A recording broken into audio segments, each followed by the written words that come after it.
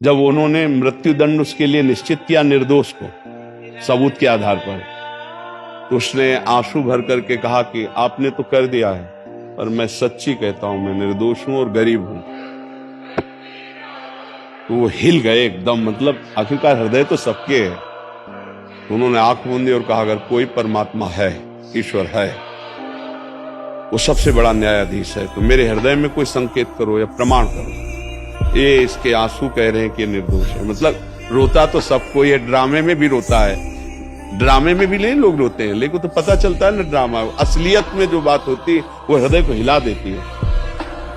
5 minute हुए, अंदर से आ गया निर्दोष, अंदर से आया निर्दोष। तो उन्होंने कहा कि प्रमाण के बिना हम कैसे इसे बचा सकते हैं, हमारे कहने मात्र से थोड़ी हो जाएगा।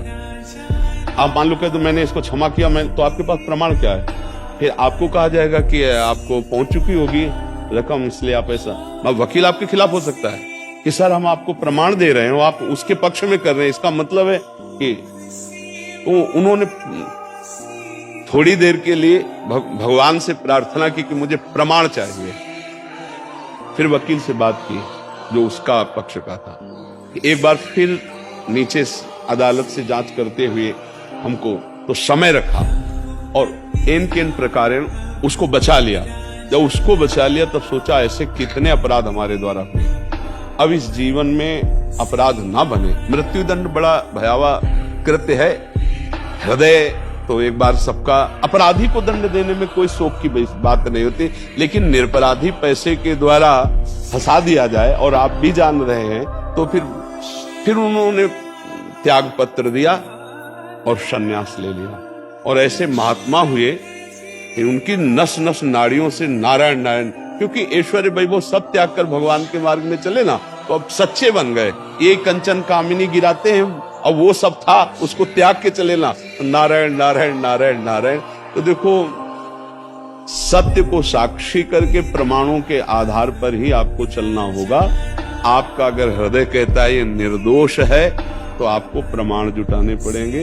आपकी भावुकता प्रमाणित नहीं होगी। ये कानून भावुकता पे नहीं चलता। भावुकता आप खुद देख लीजिए कि आपको, आपका भाव, आपकी अंतरात्मा कह रही है, लेकिन आपको प्रमाण जुटाने पड़ेंगे, नहीं आप कलंकित कह जाएंगे।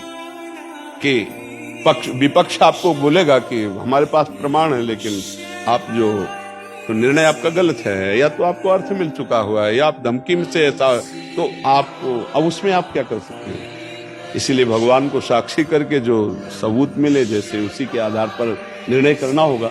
कहीं कहीं आप बहुत विवश हैं, न्यायाधीश होते हुए भी आप विवश हैं, सबूतों के आधार पर विवश हैं। तो इसलिए मुझे लगता है कि भगवान तो देख ही रहे हैं आपके हृदय को, कि आप छल कपट या अर्थ की आदि की कोई भावना नहीं, तो आप फंसेंगे नहीं, मतलब आप इस कर्म जाल में नहीं फंसेंगे। नाम जप कीजिए सबूत के आधार पर, जहां तक हो सके। आप बचाव पक्ष में लग रहा है निर्दोष है, तो उसका बचाव पक्ष कीजिए अपने अधिकार के अनुसार, फिर इसके बाद भगवान पर छोड़ दो।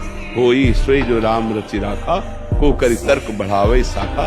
कई प्रकार की दोष वृत्तियां होती, जैसे आप इस बात को सूक्ष्मता से समझना, उस व्यक्ति ने उस समय वो कोई पाप नहीं किया जिसमें फंसाया गया, लेकिन यदि उसे दंड मिलना है तो आप असमर्थ हो जाएंगे और उसको दंड देने के लिए आपकी कलम चल पड़ेगी, और वो होगा उसके किसी पाप का वो फल जो उसने पाप किया और गुप्त रह गया। और यहां वो निर्दोष है, लेकिन वो गुप्त पाप उसको दंड दिला रहा। पक्का समझ लेना, बिना अपराध के दंड नहीं हो सकता।